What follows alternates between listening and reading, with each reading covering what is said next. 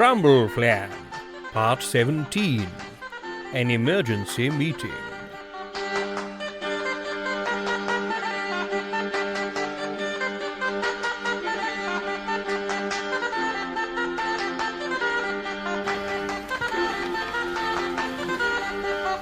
I call to order, very much against mine own will, this Crisis Council meeting, convened on this, the 16th day of mailing, in the year of the trousered hedgehog. Are all persons present? I am. Wait, to be called Vivian? King Vivian the Vague. Yes, Crab-Tide Hellboy, how can I help you? Oh, give me strength. Queen Ermintrude the Organised. Present. Lord Crabtite the Cunning, Sheriff, Burger, Royal Advisor, etc., and so on, is present. However, I am very busy and must insist that this unwarranted meeting be kept short. Shut up. The quicker you get on with it, the quicker it'll go, won't it? Give me the list. You have no authority here, Winfrith the Weaver. None at all. You waggle that skinny finger at me again, lad, and you'll only have 9 left. Let's try to keep things civil, shall we? As I was saying, Aldith Grundleburn the Great. What? Are you present? Of course I am. Are you blind? I'm the one with an eye missing. If we're having this ridiculous meeting, it has to be done by the rules, right? All members present must make it known for the records. Who's taking the record? Oh, for goodness sake. No wonder things are in such a state. Look, I'll make a note of it all after the meeting. What's the point of doing a roll call now, then? You may as well do it at the end. With respect, Majesty, that don't make any sense. If we didn't do it at the beginning, how would we know who we were having a meeting with? Oh, come now. Winfrith the Weaver. Oh, I'm here, Spindleshanks. Get on with it. And Sid Oi, don't I get the full title treatment? the Serf. Present. Right. Shall we get on with the agenda? There's a pregnant sow back home that is dangerously close to popping. Aye, let's crack on and discuss. I lead the meeting. Read the statutes, people. Read them and understand them. Raise your voice again, lad. See what happens. Crabtite, you need to calm down. Stop disrupting the proceedings. Me? Being disruptive? I don't see why we need a crisis meeting anyway. I'm not at all sure this summit is even valid. It was called without my sanction. That's not allowed. I called the meeting, Crab-Tide. Oh. That's Your Majesty.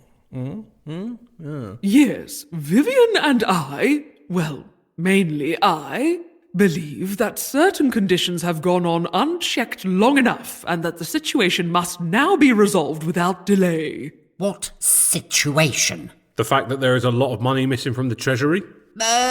Money, eh? The old crusade wound. Playing up. Oh, a crusade? How brave. Ooh. You've never crusaded in your life. I meant jousting. The old jousting wound. Ow! It was the other leg just now. Ooh! It moves about, you see. Galloping grit, they call it. Bit of gravel got in there. Physicians couldn't do a thing for me. Galloping guff, more like. Never heard so much nonsense in all my life. Sit down, you creep. Look, you can't just turn up here and order people about, Winfrith the Weaver. You're not even a proper council member. Winfrith is here at my invitation, Crabtite. You will be cordial, or I'll confiscate your whole hat collection. Your Majesty? If I may, Your Majesties, to put our piglets in a row, so to speak, there's knacker all in the Treasury. I mean, if I were a less honest man than I am, I could have walked out with a lot hidden in just me hood. No, it's true. I went down there with Sid here. A truly shocking state. The hood, I mean. Basically rags, isn't it? If we had any money, I'd buy you a new one. I keep telling you all there isn't enough money.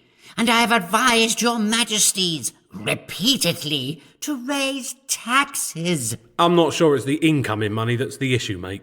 What? The long and short of it, folks, is your accounts don't balance at all. You've got to have a balanced book. It's the first rule of business. How'd you get your mitts on those papers? I gave them to her, Crabtight. Last time I saw anything as muddled as this was when a cat got in amongst the wool on a loom. Total mess. I thought we were going to have to destroy it. The loom? The loom? No, not the loom, the cat. But that's terrible. Terrible. I'll tell you what's terrible is a loom out of action. That'd mean an untold drop in production. Never let your machinery break down. First rule of business. Destroy a loom. By God, me heart's in me ears just thinking about it. But to kill an innocent little creature. We cut the mangy pest out in the end. It were fine. Oh, thank goodness. But I'll tell you what isn't fine. These books. What makes you such an expert on figures? You're a weaver. You piddle about with warps and wefts and whippy-wappy whatnots. I've never laid a finger on a shuttle in my life, you great hat stand. Winfrith controls the cloth trade in Crumbleflan. Her team of weavers produce cloth not only for us here, but also exports it all over the land. She's an exceptionally successful businesswoman. I say, that is impressive. Did you take over after your husband passed off? Eh? No. I always ran things. Ted were a useless beggar even when he were alive. Best thing he ever did, getting out from under me feet. I sympathise. What? Any road, the weft and warp of it is, I know what a balanced book looks like, and this here don't come close. Something right wrong here. First rule of business, that. Keep track of your numbers. Quite. There have been at least 3 rules of business for a start. What exactly is wrong? To separate the heddles from the reed, folks. You have a lot of money coming in with taxes, right? But your expenditure doesn't coincide with the amount that's left over at all. Money comes in, all right, but then it just disappears. Just like the pie. What's that, sire?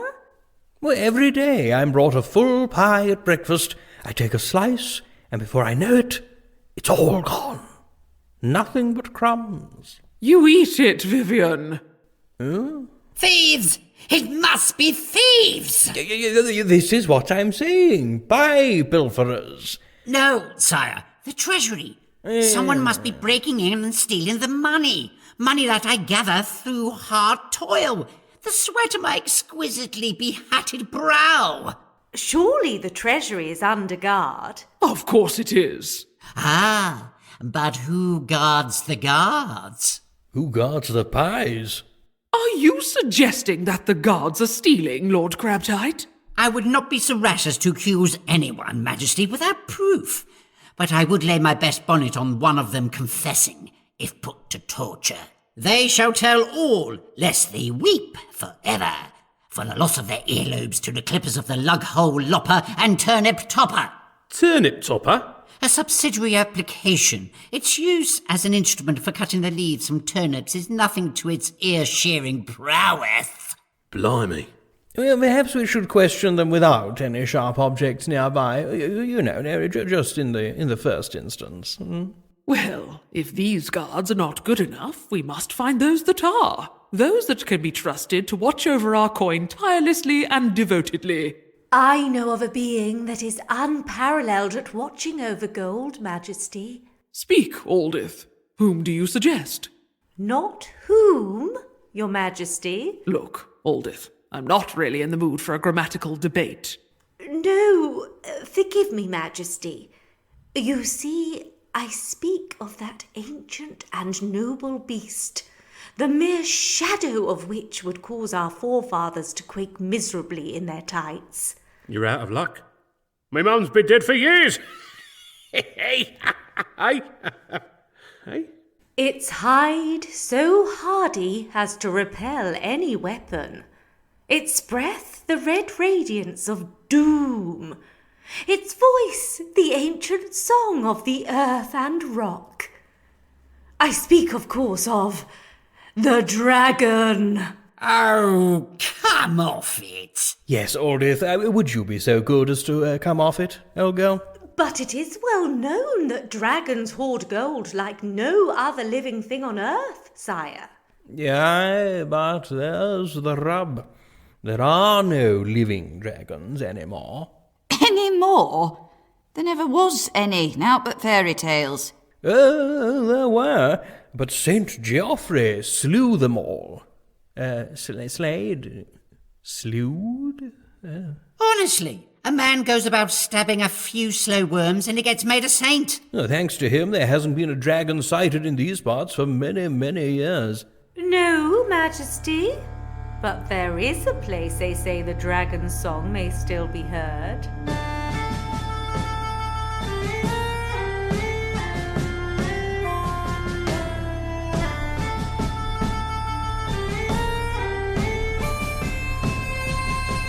Sir Rafe Fairplay, Wallace the Welshman, you have been summoned before your king today as you have been chosen for a great quest. A task of unimaginable magnitude. So thanks for popping along so promptly. Not at all, sire. I live to serve my noble lord. My every breath is in anticipation of your command. Whatever it is, I shall do it with a full heart, loyalty unabated, and such devotion as to see me throw my life away for the cause.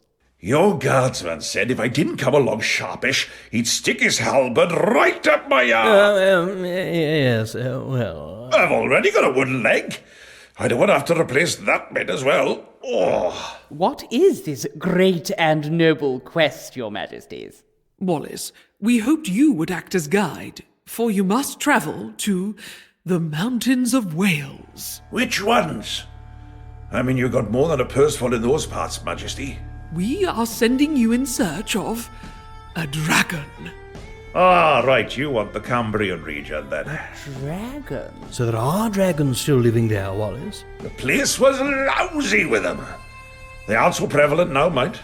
But I reckon there might be one or two redbacks still lurking in the caves and hidden valleys. A dragon? Am I to slay the fire-breathing serpent of hell for the majesties? I shall dispatch it with spear and sword and return with its head. Good heavens, no, Sir Rafe. We want you to bring all of it back. Alive. Bring it back alive? Just the two of us? Oh, but of course not. No, noble knight, good, wooden-legged, Welsh bloke. No, we shall assemble an affiliation. Indeed, you two shall lead them. For Wallace, you are wise in the ways of the Welsh. Aye, gwas, your majesty. And Sir Rafe, for you are honourable, brave, and tall. You'll cover a lot of ground with those long legs. My breast swells with pride, majesties. My whiskers bristle with the tremor of destiny. I shall need a squire, liege. You may choose whomsoever you would. Young Diggory Scab, sire, for his arm is strong, his heart true. And he has a head on his shoulders. A fine choice, Sir Rafe. Indeed. Next shall be Aldith, for your mastery of healing. And it was all your idea anyway. Thank you, your majesty. It's been a while since I visited the West. And finally, the Lord Crabtite, because I want him out of the way. You what? Have you ever been to Wales? You know what the weather's like there? I'm gonna be wading through mud. Oh, land of my fathers, Yachida! Yucky is right, Nate. Oh, God.